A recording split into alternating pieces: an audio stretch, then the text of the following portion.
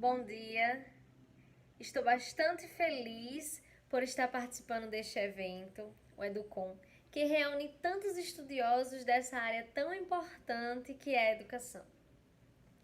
Eu me chamo Bianca Nascimento e vim apresentar para vocês o meu artigo que escrevi em parceria com a professora Ana Carolina Friani. O nome do artigo é Por uma experiência do eu corpo na dança.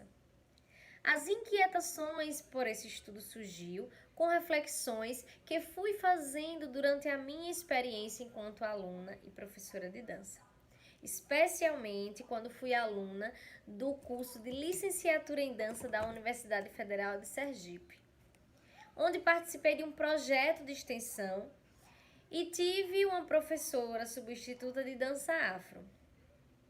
Bom, essa professora ela cobrava bastante de mim.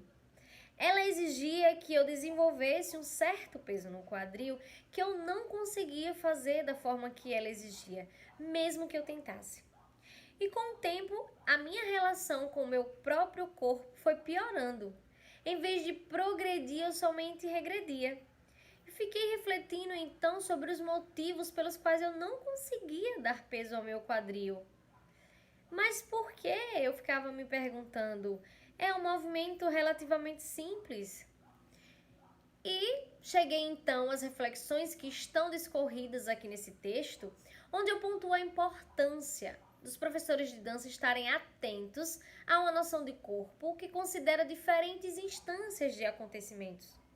Ou seja, é preciso entender que nós não somos uma tábula rasa a ser preenchida por qualquer tipo de informação. Somos um corpo nutrido, cheio de atravessamentos e de ocorrências. Então, quando dançamos, o nosso eu-corpo está ali, se relacionando o tempo todo com essas informações. Se eu já fiz aulas de outras danças, se eu já pratiquei outros esportes, se eu tenho algum trauma ósseo ou muscular, ou até mesmo um biotipo corporal específico. Tudo isso vai aparecer quando eu danço. Até mesmo o meu estado emocional, afetivo, vai influenciar como eu danço. Então eu comecei a entender o que eu estava fazendo quando comecei a estudar Greiner, Katz, Pink. Eles falam bastante sobre essa noção de corpo que é agenciado e atravessado o tempo todo. Eles vão dizer de modo geral que somos parte biologia, parte cultura e meio, que somos completamente afetivos e afetados o tempo todo. Então, refletindo sobre tudo isso, atenta à minha experiência como aluna, eu acabei repensando também a minha atuação como professora. Será que eu também não poderia estar replicando uma forma de ensino tão comum na dança, carregada de uma exigência extrema de cópia e reprodução? Será que eu, por força do hábito, já não teria recorrido a uma comunicação violenta com os meus alunos? Bom, pensar sobre isso só me faz perceber ainda mais a necessidade de falar sobre esse assunto que eu considero urgente.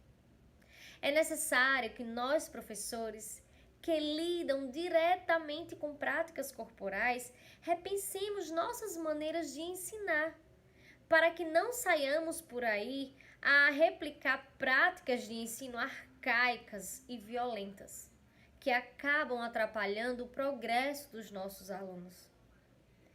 Bom, eu queria falar um pouco agora sobre a estrutura do meu artigo, que eu considero bastante interessante, porque eu utilizei uma estratégia de escrita com certo cunho poético, para tentar expressar de forma escrita a intensidade do que eu vivi na experiência prática, e assim tentar criar uma relação de empatia com o leitor.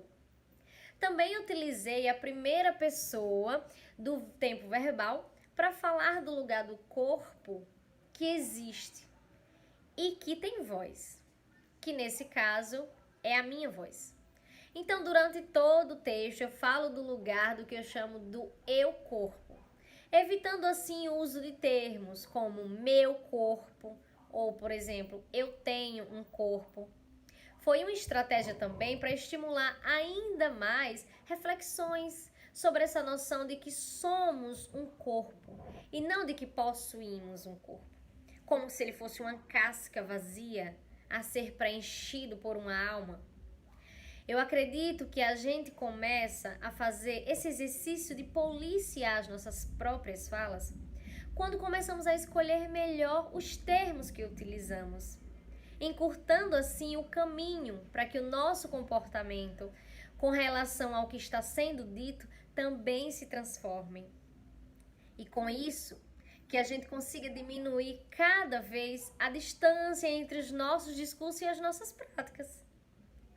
Bom, eu espero que eu tenha conseguido esboçar um pouco do que está escrito no meu texto e desejo que a gente consiga caminhar e procurar se tornar professores cada vez mais conscientes dos nossos afazeres.